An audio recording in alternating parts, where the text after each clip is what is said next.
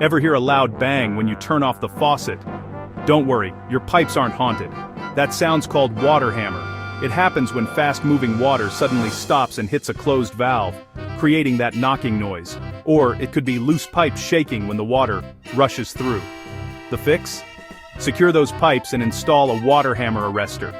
It absorbs the shock and keeps things quiet. No more midnight pipe concerts. For plumbing fittings, visit plumfounded.com or call 800-716-8820 today.